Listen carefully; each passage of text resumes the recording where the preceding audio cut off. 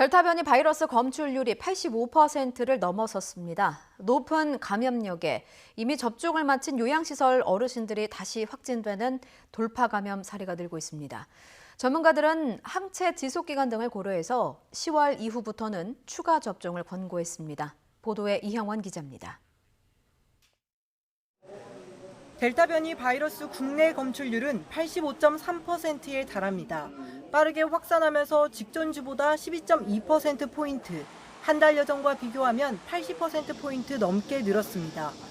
델타에서 변이 부위가 추가된 델타 플러스 감염자도 1명 늘었는데 접촉자 가운데 추가 확진자는 없습니다.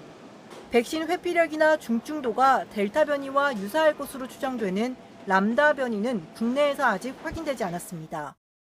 람다 변이가 이제 국내에 유입될 수 있는 가능성도 이제 부정될 수는 없습니다. 이런 변이들에 대비한 그 일반적인 대책을 충분히 마련하고 이행해 나가는 것이 중요하다고 봅니다. 감염력 높은 델타 변이 확산에 백신 접종을 완료한 뒤 돌파 감염되는 사례도 늘고 있습니다.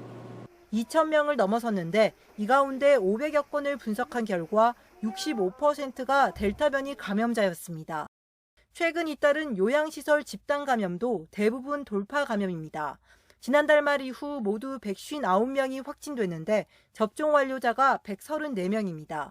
감염 자체를 막지 못했지만 위중증 7명, 사망자는 3명으로 중증 진행을 막는 백신 효과가 75%에 달했습니다.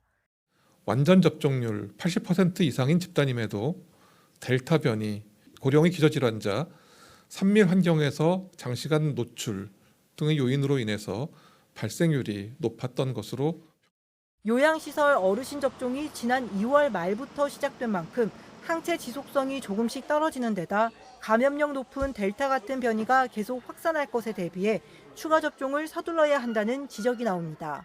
워낙에 항체가 떨어지면 돌파 감염 횟수는 늘어날 수 있으니까 유행 상황 길어지면 이제 요양원이나 요양병원 계속 문제될 거예요. 이제 중증 환자 또는 사망자 비율이 올라가는지가 더 중요한 그 데이터가 이제 8월, 9월에 쌓이면 이제 이렇게 위험 순위를 넘어간다 생각하면 이제 접종을 빨리 시작해야죠.